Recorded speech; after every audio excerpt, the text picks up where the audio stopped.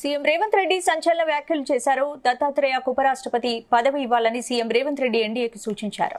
ఒకవేళ ప్రధాని మోడీ దత్తాత్రేయ పేరు ప్రకటిస్తే తాను స్వయంగా ఇండియా కూటమితో మాట్లాడతానని అన్నారు.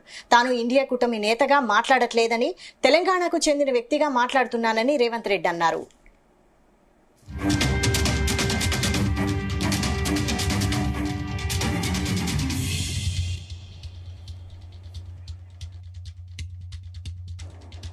అంశానికి సంబంధించి మరిన్ని అప్డేట్స్ మా బ్యూరో చీఫ్ నరేందర్.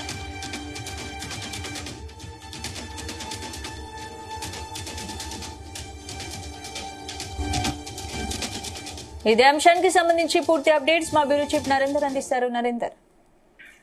రైట్ స్పందన, వైశాలి. ఉపరాష్ట్రపతి పదవికి సంబంధించినటువంటి పోస్టుకు సంబంధించి దేశవ్యాప్తంగా చర్చ జరుగుతుంది. ఎందుకంటే జగదీష్ ధన్కర్ ఎవరు ఉపరాష్ట్రపతిగా మొన్నటి వరకు కొనసాగినటువంటి వ్యక్తి, ఆయన అకస్మాత్తుగా ఆయన ఎప్పుడైతే పదవి నుంచి వైదొలిగారో ఇప్పుడు దేశంలో ఒక చర్చకైతే దారితీసింది. ఈ బీజేపీ ప్రభుత్వం కావాలని ఆయన తొలగించింది అన్నటువంటి చర్చ పెద్ద ఎత్తున జరుగుతున్న నేపథ్యంలో ఆయన స్థానంలో ఇప్పుడు ఎవరిని పెడతారు అన్నటువంటి చర్చ జరుగుతోంది. ఇప్పటికే నితీష్ కుమార్ తో పాటు ఇద్దరు లెఫ్టినెంట్ గవర్నర్ల పేర్లు కూడా వినిపిస్తున్నటువంటి పరిస్థితి మనం చూస్తున్నాం దేశవ్యాప్తంగా.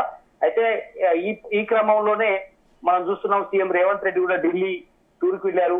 ఆయన వివిధ అంశాల మీద ఆయన పవర్ పాయింట్ ప్రజెంటేషన్ భాగంగా ఆయన తర్వాత మాట్లాడే ప్రెస్ కాన్ఫరెన్స్ పెట్టారు. ప్రెస్ కాన్ఫరెన్స్ లో చాలా అంశాలు ఆయన మాట్లాడుతూ మీడియా అడిగినటువంటి ప్రశ్నలకు, ఎందుకంటే మనం లాస్ట్ టైం చూసాం వెంకయ్యనాయుడు ఉపరాష్ట్రపతిగా తెలుగు రాష్ట్రాలకు సంబంధించినటువంటి వ్యక్తిగా ఆయనకు ఆ పదవిలో చేసి రాష్ట్రపతిగా కావాల్సినటువంటి టైంలో ఆయనను కూడా కానివ్వకుండా చేశారన్నటువంటి స్పెక్యులేషన్స్ బాగా వచ్చాయి. అలాంటి టైంలో మళ్ళీ ఇప్పుడు దత్తాత్రేయ పేరును పరిశీలిస్తే అవకాశం ఉందా అనేటువంటి దాంట్లో కూడా కొంతమంది మీడియా వాళ్ళు అడిగినటువంటి ప్రశ్నకు ఖచ్చితంగా వైనాటంటూ దత్తాత్రేయ అన్ని రకాలుగా అర్హుడు, ఆయన ఓబీసీకి సంబంధించినటువంటి వ్యక్తి కనుక ఒకవేళ కేంద్ర ప్రభుత్వం అలాంటి పరిస్థితి కనుక నిర్ణయం తీసుకుంటే, ఎన్డీఏ కనుక నిర్ణయం తీసుకుంటే ఖచ్చితంగా మేము యాజ్ ఏ రాష్ట్రం నుంచి మాత్రం నేను పూర్తి స్థాయిలో ఒక తెలుగు బిడ్డగా నేను సపోర్టు ఇస్తాను దత్తాత్రేయకు అనే ప్రయత్నమే చెప్పారు. అదే సమయంలో ఒకవేళ ప్రధానమంత్రి మోడీకి దత్తాత్రేయ పేరు ప్రకటిస్తే తాను స్వయంగా ఇండియా కూటమితో మాట్లాడతానని కూడా ఆయన ఈ సందర్భంగా చెప్పారు. తాను ఇండియా కూటమి నేతగా మాత్రమే మాట్లాడట్లేదని, తెలంగాణకు చెందినటువంటి వ్యక్తిగా మాట్లాడుతున్నానని కూడా ఆయన చెప్పారు. ఎందుకంటే రేవంత్ రెడ్డి ఒక యాజ్ ఏ తెలంగాణ ముఖ్యమంత్రిగా ఆయన నా అభిప్రాయం చెప్తున్నాననే విషయాన్ని కూడా చెప్పారు. ఎందుకంటే అన్ని అర్హతలు ఉన్నాయి. ఆయన సౌమ్యుడు, గతంలో ఆయన పలు పర్యాయాలు కేంద్ర మంత్రిగా పనిచేశారు. సికింద్రాబాద్ నుంచి ఎంపీగా పలుసార్లు కొనసాగారు. అదే సమయంలో మొన్న మనం చూసాం హర్యానా నుంచి గవర్నర్ గా కొనసాగి రీసెంట్ గా ఆయన టర్మ్ అయిపోయినటువంటి పరిస్థితి కూడా ఉంది.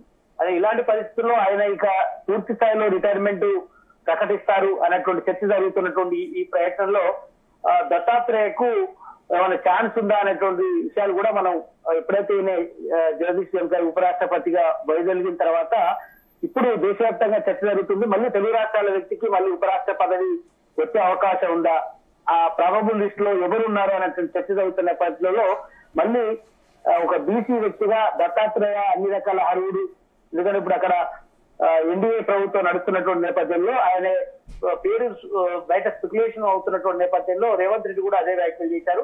ఖచ్చితంగా దత్తాత్రేయ అన్ని రకాల అర్హుడు, మేము తెలుగు వారి బిడ్డగా నేను చెప్తున్నాను, దత్తాత్రేయ ఉపరాష్ట్రపతి కనుక ఇస్తే పూర్తి స్థాయిలో మేము సపోర్ట్ చేస్తాం రాష్ట్రం నుంచి అన్నటువంటి విషయం కూడా చేశారు.